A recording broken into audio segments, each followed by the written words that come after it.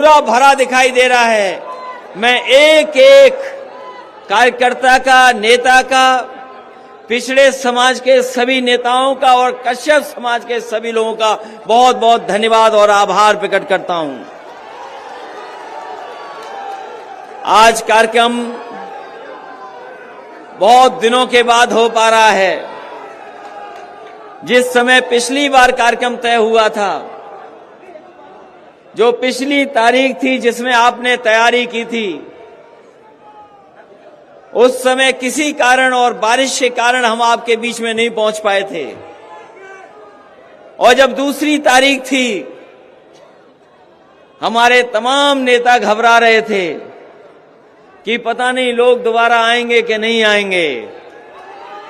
लेकिन मैं आपका धन्यवाद देना चाहता हूं कि जो कार्यक्रम नहीं हो पाया, उस समय जोश और उत्साह दूसरा था, तारीख बदल गई, लेकिन यहां के लोगों का जोश और उत्साह नहीं बदला है।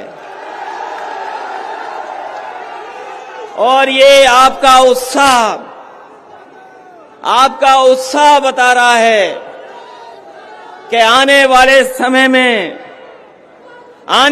समय में उत्तर प्रदेश का जो सरकार है, उसको बदलने के लिए जनता ने अपना फैसला ले लिया है।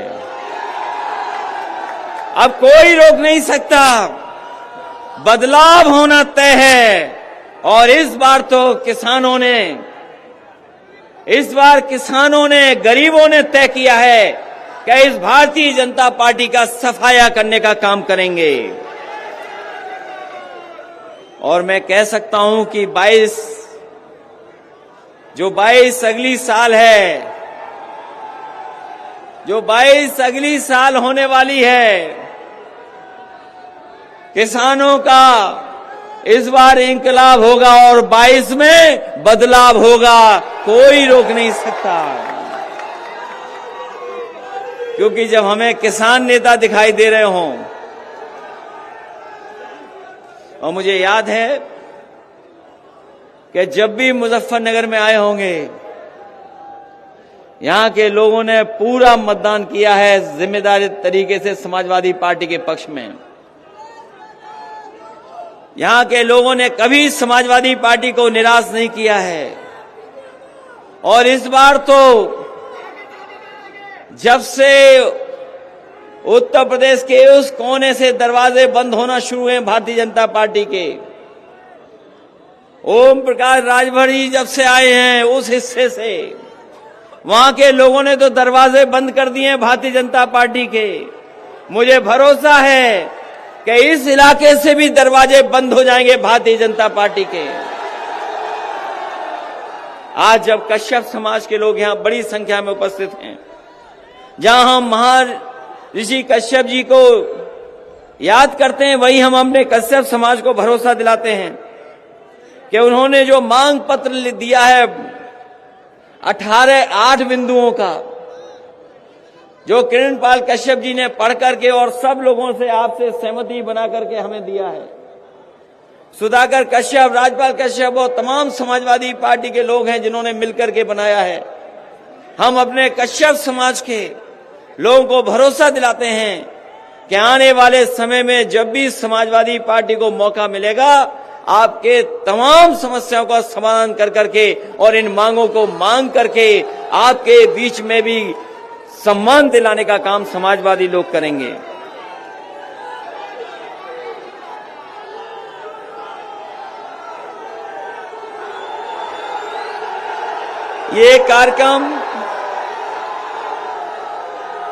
ये जो कार्यक्रम हो रहा है, अभी तो बहुत सारे गठबंधन भी होने हैं। समाजवादी पार्टी का गठबंधन होने जा रहा है, कई दलों को साथ लिया है और बहुत जल्दी और दलों के साथ भी आने वाले समय में गठबंधन होगा। लगातार समाजवादी पार्टी जोड़ रही है लोगों को, लगातार समाजवादी पार्टी जोड़ने का काम कर रही है। दलों को जोड़ रहे हैं किसानों को, मजदूरों को, नौजवानों को, व्यापारियों को, आज चाहे वो अगड़े हों, पिछड़े हों, सबको जोड़ने का काम समाजवादी पार्टी कर रही है। और जोड़ करके हम आपको कहना चाहते हैं, ये दूसरे दलों की सरकार तो आपने देख ली है, इन्होंने आपको धोखा दिया, आपको जो लालच देकर के वोट ले लिया, आपको सपने दिखा करके वोट ले लिया।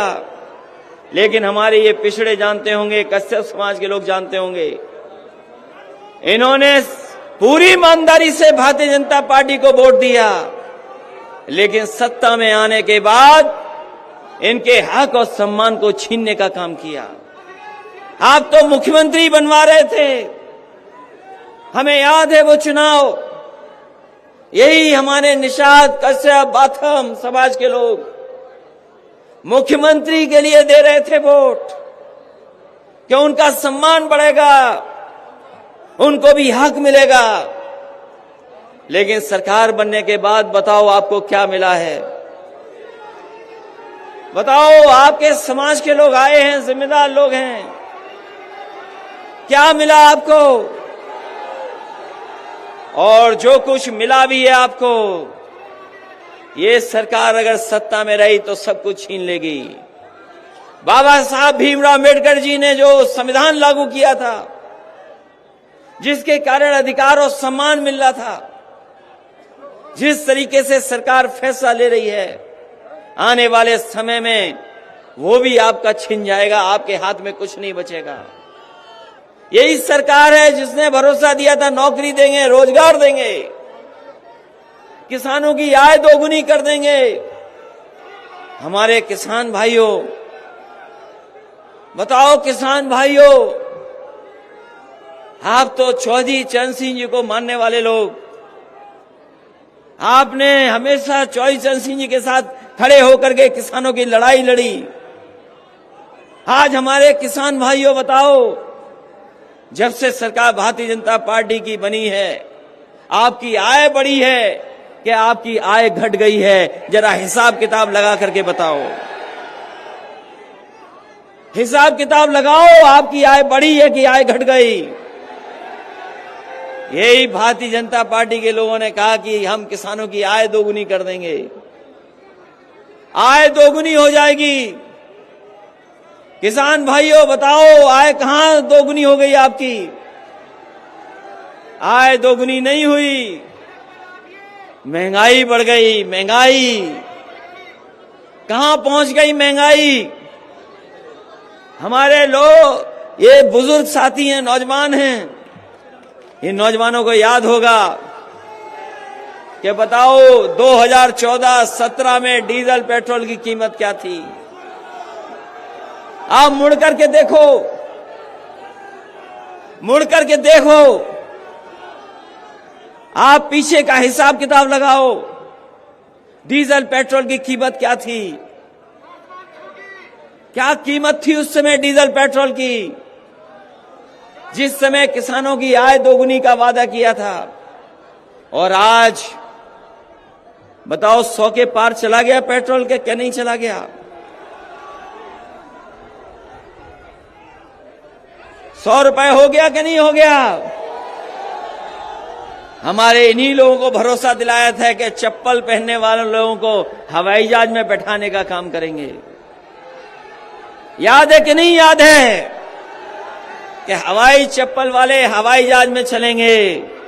और इन्होंने पेट्रोल इतना महंगा कर दिया है कि अगर मोटरसाइकिल चलाना चाहोगे तो मोटरसाइकिल भी नहीं चल पाएगी। ये महंगाई बढ़ गई है। और जो 3 कानून लागू हो गए हैं, ये जो 3 कानून हैं, अभी तो आपके फसल की कोई कीमत नहीं मिल रही है।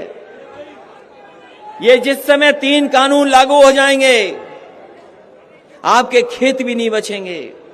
और ये बड़े बड़े उद्योगपति आकर के खेतों की मेड़ तोड़ करके आपके खेतों पे कब्जा कर करके आपको मजदूर बनाने का काम करेंगे। ये 3 कानून जहां हमारे किसान लड़ रहे हैं, लगातार संघर्ष कर रहे हैं। समाजवादी पार्टी का पूरा समर्थन किसानों को है और लगातार हम लोग इन काले कानूनों का विरोध करेंगे और तब तक विरोध करेंगे जब तक भारतीय जनता पार्टी इन कानूनों को वापस नहीं ले ले। इन काले कानूनों को लागू होने से क्या किसानों का भला हो जाएगा? क्या काले कानून जो लागू हो रहे हैं हमारे किसानों का भला नहीं होगा उनसे? हमारे किसानों को अगर बाजार के हाल पे छोड़ दिया जाएगा तो कभी हमारे किसानों का भला नहीं हो सकता। हमारे किसानों की मदद अगर करनी है तो सरकार मदद कर सकती है। जब सरकार मदद करेगी तब हमारा किसान जाकर के खुशहाल होगा। बताओ किसान भाइयों, यहां तो सब खेती करने वाले लोग हैं। ये किसान या किसान के बेटे यहां पर खड़े हैं। जहां किसान के सामने संकट पैदा कर दिया वहीं नौजवानों के सामने संकट पैदा है। इनके हाथ में नौकरी नहीं है, रोजगार नहीं है और अगर वो सपना भी कुछ बड़ा देखना चाहें, ऐसे हालात पैदा कर दिए हैं कि वो अपना काम काज और रोजगार नहीं कर सकते हैं। अभी आए थे बाबा मुख्यमंत्री आए थे। कम से कम बाबा मुख्यमंत्री को अपना घोषणा पत्र पढ़ना चाहिए, उन्हें अपना संकल्प पत्र पढ़ना चाहिए। अभी तक तो हम सोचते थे कि बाबा मुख्यमंत्री इसलिए लैपटॉप नहीं बांट रहे क्योंकि वो लैपटॉप चलाना नहीं जानते, लेकिन अब ये कह सकता हूं, मुझे भरोसा हो गया है कि जहां वो लैपटॉप चलाना नहीं जानते वहां वो चीजें भी नहीं पढ़ते, अपना घोषणा पत्र भी नहीं पढ़ते हैं। अगर घोषणा पत्र पढ़ा होता तो उन्होंने अपने संकल्प पत्र में लिखा था कि हम नौजवानों को 70 लाख नौकरी दे देंगे। 70 लाख नौकरी। बताओ कश्यप समाज के लोग यहां उपस्थित हैं, कितनों को नौकरी बाबा मुख्यमंत्री जी ने दे दी?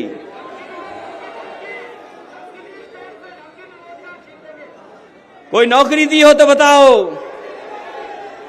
और वो दिन याद करो जब एक बार बाबा मुख्यमंत्री जी कह रहे थे कि हम पे नौकरी तो बहुत है लेकिन हमारे नौजवानों में टैलेंट नहीं है।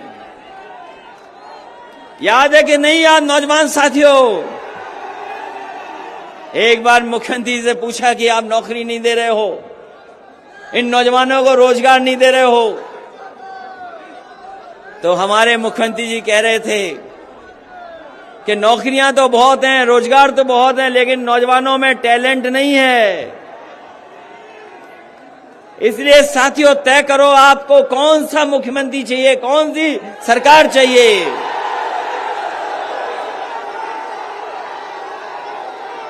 आपको योग्य सरकार चाहिए कि वैसी सरकार चाहिए? योग्य सरकार चाहिए कि गप वाली सरकार चाहिए? अभी आकर के याद दिला गए कि पलायन हो गया है, पलायन। अभी मुख्यमंत्री जी कह रहे हैं पलायन हो गया, और सच्चाई तो ये है कि अगर उत्तराखंड से मुख्यमंत्री जी का पलायन न होता तो 5 साल हमारे खराब नहीं होते। अगर उत्तराखंड से पलायन होकर के यहां ना आते तो 5 साल हमारे खराब नहीं होते। याद करो 5 साल में समाजवादियों ने क्या क्या काम करके दिखाए। ये जो कभी कभी एम्बुलेंस आप बुलाते हो फोन कर करके, जिस समय कोरोना था लोगों के बाहर नहीं निकल सकते थे, अपने घरों में बंद कर दिया था। आप घरों से नहीं निकल सकते थे बीमारी में। इस सरकार ने न दवाई दी, न अस्पताल दिया, न ऑक्सीजन दी। हमारे तमाम गरीब अनाथ छोड़ दिए, उन्हें सही समय पे इलाज नहीं मिला। और सच्चाई ये है कि भारतीय जनता पार्टी ने अगर सही समय पर ऑक्सीजन दे दी होती तो हमारे गरीबों की इतने बड़े पैमाने पे जान नहीं जाती, बहुत से गरीबों की जान बच जाती। इन्होंने कोरोना में कोई इंतजाम नहीं किया, जनता को अनाथ छोड़ दिया। और यही सड़कों पर आपने देखा होगा जिस समय लॉकडाउन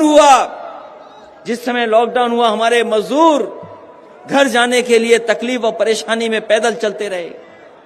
कोई इंतजाम सरकार ने नहीं किया। अगर किसान और गरीब अपने घर जाना चाहता था, इलाज चाहता था, उस समय सरकार ने अनाज छोड़ दिया था। अगर कोई चीज काम आ रही थी उस समय पर, तो वही समाजवादी सरकार में एम्बुलेंस 102 और 108 ने गरीबों की मदद करने का काम किया था। ये सुधार लाए थे हम। और यही सुधार नहीं, ये हमारे बाबा मुख्यमंत्री जी को समझते ही नहीं है। बहुत कह रहे कानून व्यवस्था ठीक की है, बहुत दावा करते हैं कि कानून व्यवस्था ठीक की है। बताएं मुख्यमंत्री जी, पूरे देश में कहीं भी पुलिस किसी की हत्या कर रही हो तो बताओ। और एक उदाहरण नहीं, हम कई उदाहरण उत्तर प्रदेश के दे सकते हैं जहां पर बीजेपी की सरकार में निर्दोष लोगों की हत्या हो गई। कौन भूल जाएगा गोरखपुर, एक व्यापारी अपने साथियों के साथ कारोबार और गोरखपुर को घूमने गया था। उसे नहीं पता था कि गोरखपुर में क्या हो जाएगा उसके साथ। एक व्यापारी कानपुर का अपने कारोबार की लेकर के और गोरखपुर को देखने गया। रात में पुलिस आई, उसके कमरे में पूछताछ के बहाने इतना मारा कि उस व्यापारी की वहीं जान चली गई। बताओ कौन दोषी है? कोई दोषी अगर है तो भारतीय जनता पार्टी की सरकार दोषी है। जो मुख्यमंत्री अपने यहां, अपने गांव में, घर में, गृह जनपद में अगर व्यापारी को सुरक्षित नहीं रख सकता है तो उससे कानून व्यवस्था की कोई उम्मीद नहीं की जा सकती है। जब आपके बीच में जब मैं आया हूं, जब आज आपके बीच में आया हूं तो कल की घटना भी सोच लो। एक नौजवान को पुलिस उठा ले गई और उसको इतना मारा थाने में, पुलिस ने इतना अन्याय किया है कि उस नौजवान की जान चली गई। अगर कोई दोषी है उसके लिए तो भारतीय जनता पार्टी की सरकार दोषी है उस नौजवान की जान जाने के लिए। ये दो घटनाएं नहीं, अगर आंकड़े देखें मुख्यमंत्री जी, हम तो सोचते थे कि आपके पास तो बड़े जानकार लोग हैं, आप तो हर चीज पे नजर रखते हो। कभी नेशनल ह्यूमन राइट कमीशन का डाटा मंगवाना, कभी नेशनल ह्यूमन राइट कमीशन के डाटा मंगवाना कि अगर सबसे ज्यादा अन्याय जनता पर कहीं हो रहा है तो उत्तर प्रदेश में भारतीय जनता पार्टी की सरकार में अन्याय हो रहा है। सबसे ज्यादा कस्टोडियल डेथ अगर कहीं हुई है तो उत्तर प्रदेश में हुई है, यही भारतीय जनता पार्टी की सरकार में। आप ठोको नीति चला रहे हो, आप जिसको चाहो उसको ठोक दे रहे हो। कभी सोचा है उसका असर क्या हुआ? अभी हाल ही में फर्रुखाबाद में आपके जेलर पिट गए, आपके डिप्टी जेलर पिट गए, 30 से ज्यादा लोगों घायल हो गए, क्योंकि वहां पर जेल में यही नहीं पता था, अपराधियों को, पुलिस को यही नहीं पता था किसको ठोकें। पुलिस जेल के अंदर कैदियों को ठोक रही थी और कैदी पुलिस को ठोक रहे थे। यही आपकी कानून व्यवस्था है। और सबसे बेहतरीन, सबसे अच्छी सुविधा देने का काम समाजवादियों ने किया पुलिस को। कभी पुलिस विभाग में इतने प्रमोशन नहीं होंगे जितने समाजवादियों ने करके दिखाए। इतने प्रमोशन कभी नहीं हुए। और पुलिस काम आसानी से करे, पुलिस आसानी से काम करे, उसके लिए समाजवादियों ने काम करके दिखाया। ये जो 100 नंबर आप मिलाते हो फोन पर, पुलिस आपकी मदद के लिए पहुंच जाती है। ये अगर किसी ने सुविधा दी है तो समाजवादी लोगों ने 100 नंबर की सुविधा देने का काम किया। आपने सुविधा को बेहतर नहीं किया। आप टायर नहीं बदल पाए, आप गाड़ी के टायर नहीं बदल पाए, गाड़ी नहीं ठीक कर पाए, गाड़ियों की संख्या नहीं बढ़ा पाए। केवल एक काम किया है, 100 नंबर का नंबर 112 कर दिया है। 100 नंबर था वो 112 हो गया। और हम आपसे कहना चाहते हैं, अच्छा हुआ मुख्यमंत्री जी आपके बीच में नहीं आए।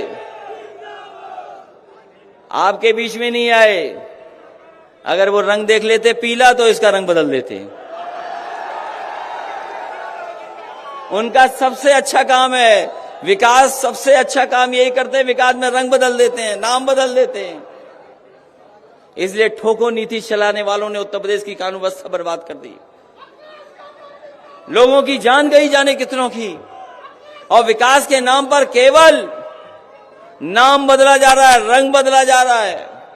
और 4.5 साल बाद भी समाजवादियों के काम के शिलान्यास हो रहे हैं, उद्घाटन हो रहे हैं। अभी तक मुख्यमंत्री वो काम नहीं कर पाए जो अपना शिलान्यास किया हो, उस काम को उद्घाटन कर दिया हो।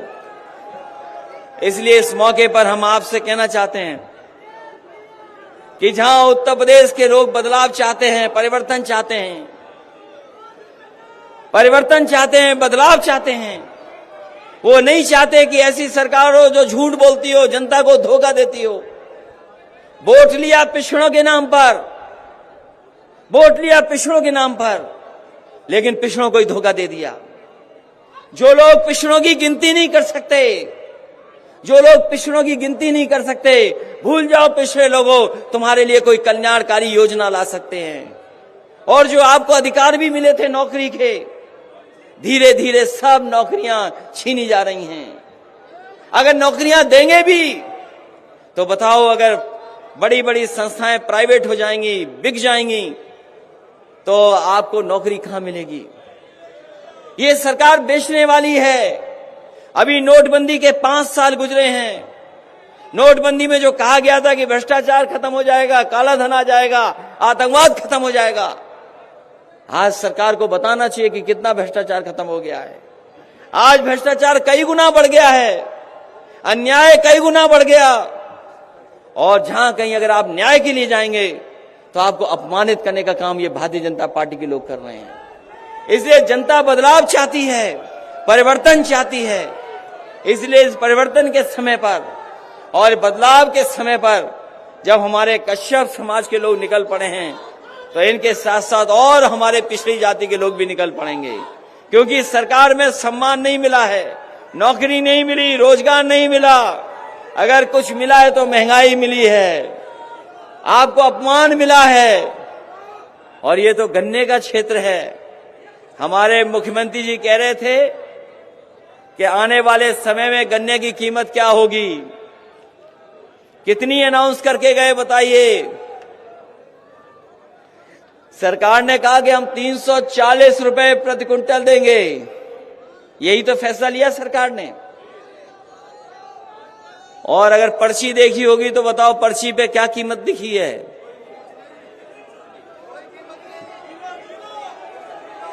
हमारे मुख्यमंत्री जी कह रहे थे कि अब गन्ने की कीमत बढ़ाई है सरकार ने, आखिरी साल में कीमत बढ़ाई। आखिरी साल में कीमत बढ़ाई और कीमत क्या बताई? 340 देंगे प्रति क्विंटल। बताओ किसी की पर्ची पे लिखा है 340? तो आखिरकार ये कौन देगा? ये कौन देगा? जो जाने वाली सरकार है, जो जाने वाले मुख्यमंत्री, वो नहीं देंगे आपको। जाने वाले छीन के ले जाएंगे। अगर कोई देगा तो आने वाली सरकार देगी, ये जाने वाली सरकार नहीं देगी। और ठीक कहा हमारे साथियों ने, खाद कहां है? खाद कहां है? खाद कहां मिल रही है? डीएपी कहां मिल रही है? कीटनाशक दवाई महंगी हो गई, सब कुछ महंगा कर दिया। सरकार खाद नहीं दे पा रही है, डीएपी नहीं दे पा रही है, बीज महंगे हो गए, हर चीज महंगी है, खाने पीने की सामान महंगे कर दिए। बताओ खाने पीने का सामान महंगा हो गया क्या नहीं हो गया? और जो किसान हमारा पेट भरता है, जो पहनने को कपड़े देता है, उसको सबसे ज्यादा अपमानित करने का काम भारतीय जनता पार्टी के लोग कर रहे हैं। जो अन्न देता है, अन्नदाता है, उसको अपमानित करने का काम कर रहे हैं। ये काम और कारोबार की बात नहीं करेंगे, ये कारोबार की बात इसलिए नहीं करते हैं क्योंकि कारोबार से हम और आप जुड़ जाते हैं। अगर कोई कारोबार होता है तो कोई एक जाति एक धर्म करती है, उससे जुड़ते सभी लोग हैं। कारोबार जोड़ता है हमें। ये कारोबार की इसीलिए बात नहीं कर रहे हैं। ये नफरत फैलाने वाले लोग हैं, ये लोगों के बीच में दूरियां पैदा करते हैं, ये खाई पैदा करने वाले लोग हैं। इसलिए आने वाले समय में इस चुनाव में जो होने जा रहा है उसमें जवाब देना और भारतीय जनता पार्टी का सफाया करके दिखाना।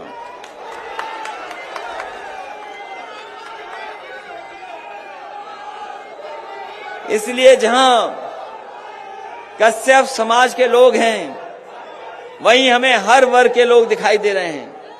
कोई वर्ग नहीं है जिसके लोग यहां शामिल न हो, कोई समाज के लोग नहीं जो हमारे साथ आज खड़े न हो समाजवादियों के साथ। समाजवादी पार्टी कोई एक परिवार की पार्टी नहीं है। ये बीजेपी के लोग कहते हैं कि परिवारवाद है। हम उन्हें कहना चाहते हैं सबसे ज्यादा परिवारवाद अगर कहीं है तो भारतीय जनता पार्टी में है। परिवारवाद अगर कहीं है तो भारतीय जनता पार्टी में भी है। वो अपने यहां नहीं बोल रहे हैं। हमारा परिवार एक ही है और वो है कि हम सब समाजवादी हैं। हम सब समाजवादी हैं। और सोचो कभी पत्रकार साथियों, सोचो पत्रकार साथियों, हमारे मुख्यमंत्री जी को खानदान बहुत याद आता है। हमारे मुख्यमंत्री जी को खानदान बहुत याद आता है। सोचो खानदान किसको याद आता है बताओ आप? जो हारने वाला है, जो खिसियाने वाला है, जो जाने वाला है, उसे ही परिवार याद आता है, खानदान याद आता है। हम समाजवादी लोग हैं, हम सब एक परिवार हैं और इसमें सभी की भागीदारी है और आने वाले समय में सभी का सम्मान करने का काम समाजवादी लोग करेंगे। सभी की भागीदारी होगी, सभी का सम्मान होगा। और एक बहुत पुरानी मांग हमारे पिछड़े भाइयों की है कि पिछड़े लोगों की गिनती हो, पिछड़े भाइयों की। ये सरकार गिनती नहीं करना चाहती है। अगर गिनती करेगी तो वो जानते हैं कि आबादी में कुछ लोग और ज्यादा हैं हमसे, इसलिए गिनती नहीं हो रही है। हम अपने पिछड़े भाइयों को भरोसा दिला के जा रहे हैं कि समाजवादियों को मौका मिलेगा तो आपकी गिनती भी होगी, आपकी भागीदारी भी होगी और आपका सम्मान करने का काम भी समाजवादी लोग करेंगे। इसलिए इस मौके पर हम आप सबका धन्यवाद देना चाहते हैं। आदरणीय प्रधानमंत्री नरेंद्र मोदी जी के नेतृत्व में पूरे देश के अंदर भारतीय जनता पार्टी नेतृत्व की सरकारों ने, न केवल केंद्र सरकार ने बल्कि राज्यों की सरकारों ने भी जनता जनार्दन के सामने जो बातें कही थी अक्सरशः उनका पालन करते हुए उसे जमीनी धरातल पर उतारने का कार्य किया।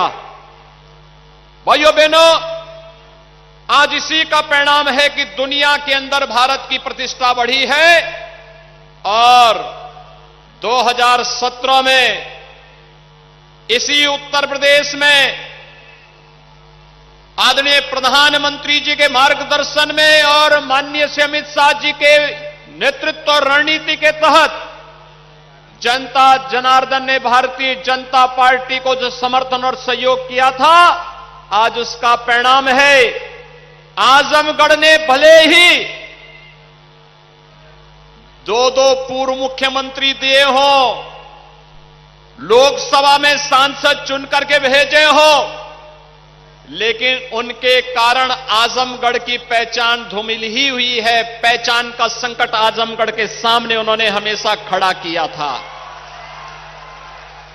ये वही आजमगढ़ है 2017-2014 के पहले यहां का नौजवान जब देश के अंदर कहीं जाता था तो होटल में कमरा नहीं मिलता था, धर्मशाला में कमरा नहीं मिलता था, पहचान का एक संकट खड़ा होकर के आपके सामने पहचान का एक संकट खड़ा होता था। लेकिन भाइयों बहनों, मोदी जी और अमित शाह जी के नेतृत्व में आज जब भारत के अंदर सरकारें काम कर रही हैं, उत्तर प्रदेश में उनके मार्गदर्शन में भारतीय जनता पार्टी नेतृत्व की सरकार मिल रही है। मुझे याद है जब सरकार का गठन होने जा रहा था, तब माननीय अमित शाह जी ने कहा था कि पूर्वांचल एक्सप्रेसवे को ऐसे बनाएं कि जिससे वह आजमगढ़ के और पूर्वी उत्तर प्रदेश के विकास की बैकबोन बन जाए। आज पूर्वांचल एक्सप्रेसवे आपके विकास की धुरी बन रही है। आज आजमगढ़ में एयरपोर्ट बन रहा है, अंतिम चरणों में चल रहा है, लगभग 95% कार्य पूरा हो गया है। और भाइयों बहनों, यह विश्वविद्यालय जो आज यहां पर जिसकी आधारशिला रखी जा रही है, यह विश्वविद्यालय आजमगढ़ को सचमुच आर्यमगढ़ बना ही देगा, इसमें अब कोई संदेह होना ही नहीं चाहिए। भाइयों बहनों, हम सबको इस बारे में जानना होगा, ये पहचान का संकट कौन लोग थे जो आपके सामने खड़ा किए थे। ये लोग वही थे जो जाति के नाम पर बांटने वाले थे, लेकिन अपने परिवार के लिए भरने वाले थे। इन्होंने अपने परिवार और अपने खानदान के बाहर कहीं नहीं झांका। आज प्रदेश में हम लोगों ने शासकीय स्तर पर 4.5 लाख नौजवानों को अगर सरकारी नौकरी दी और लगभग 3 लाख नौजवानों को संविदा के आधार पर नौकरी दिए, 7.5 लाख नौजवान अगर आज उत्तर प्रदेश के अंदर सरकारी नौकरी प्राप्त किया है, तो भाइयों बहनों, ये नौजवान मेरे या अमित शाह जी के या मोदी जी के परिवार के हिस्से नहीं, उत्तर प्रदेश के ही नौजवान हैं और आपके नातेदार रिश्तेदार होंगे। लेकिन भाइयों बहनों, हमें प्रसन्नता इस बात की होती है कि चलिए हमारे इस बृहद परिवार का कोई सदस्य तो कहीं ना कहीं सरकारी नौकरी पाया तो।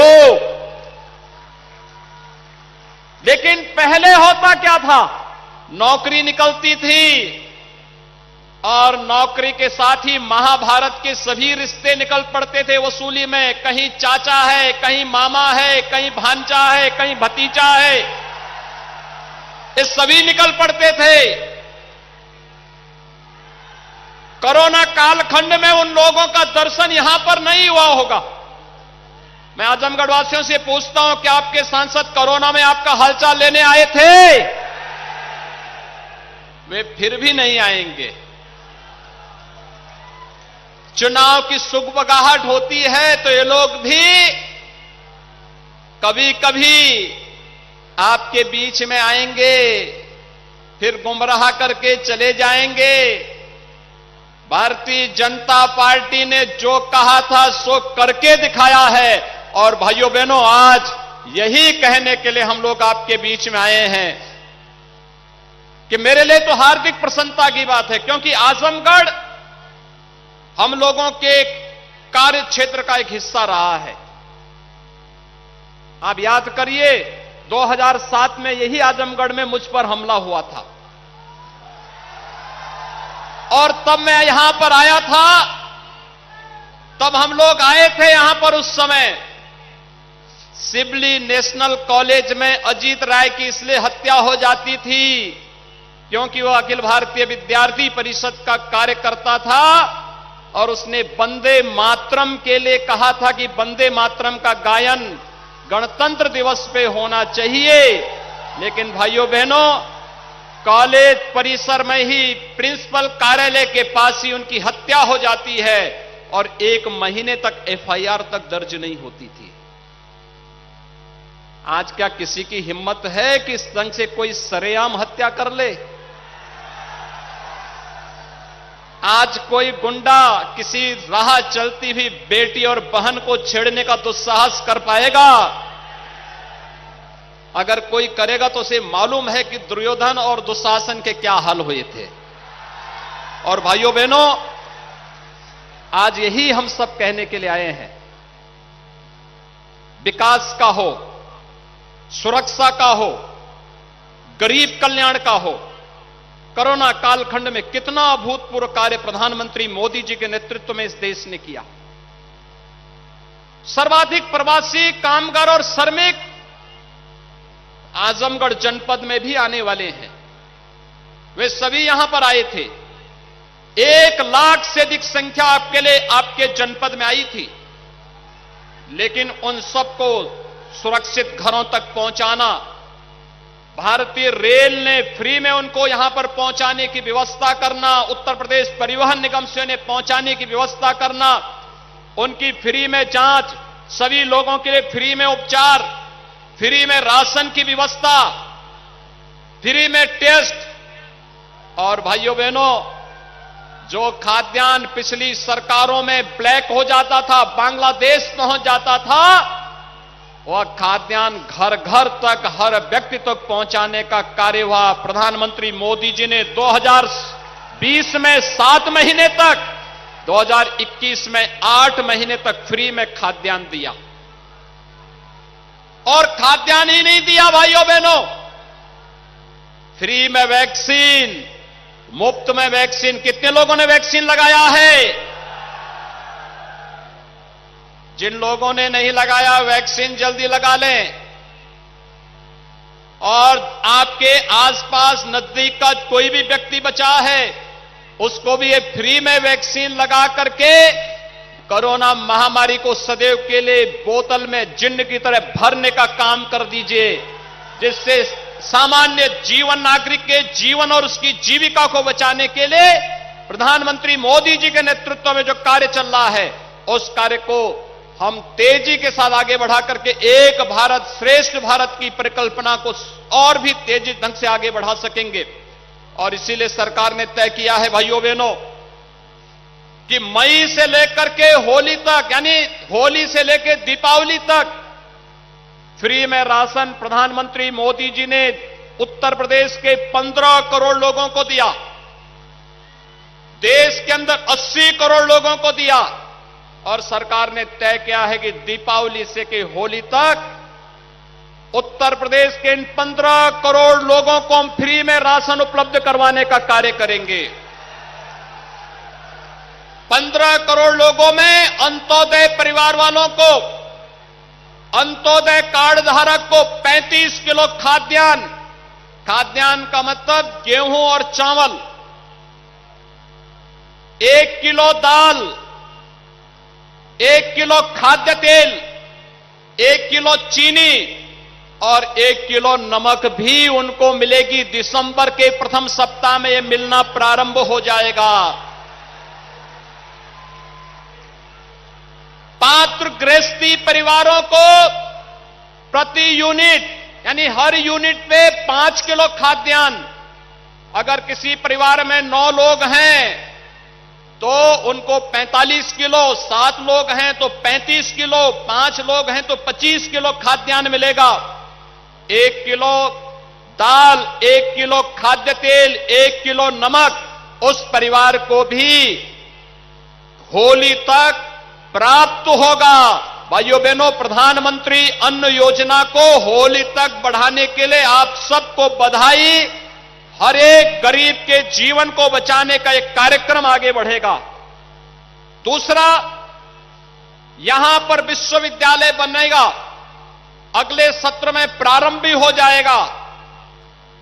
आजमगढ़ और मऊ के 400 महाविद्यालय और 2,66,000 बच्चे उन महाविद्यालयों में पढ़ते हैं। उन सबको इससे संबद्ध करके यहीं से डिग्री देने का कार्य भी यह विश्वविद्यालय यहां पर कर देगा। नए नए पाठ्यक्रम चलेंगे। आजमगढ़ और मऊ के नौजवानों को लिए नौकरी और रोजगार के लिए भटकना नहीं पड़ेगा। घर घर में ही उनको ये सब प्राप्त होगा। और भाइयों बहनों, अपने नौजवानों के लिए सरकार स्मार्टफोन और टैबलेट लेकर के आ रही है। आप देखना, स्मार्ट नौजवान बनेगा यूपी का। अब मोबाइल फोन और स्मार्टफोन के माध्यम से और टैबलेट के माध्यम से ही सारी गतिविधियां घर में बैठ करके ऑनलाइन एजुकेशन की पूरी व्यवस्था भी होने जा रही है। इस सब के लिए आपको मैं बधाई देता हूं। आजमगढ़ वासियों को, मऊ जनपद वासियों को, इस विश्वविद्यालय के लिए बधाई।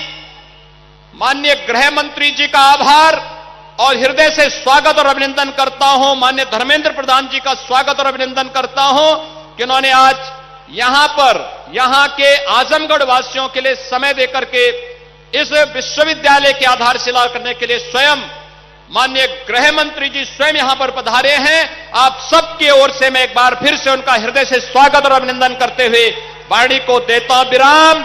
जय जय श्री राम।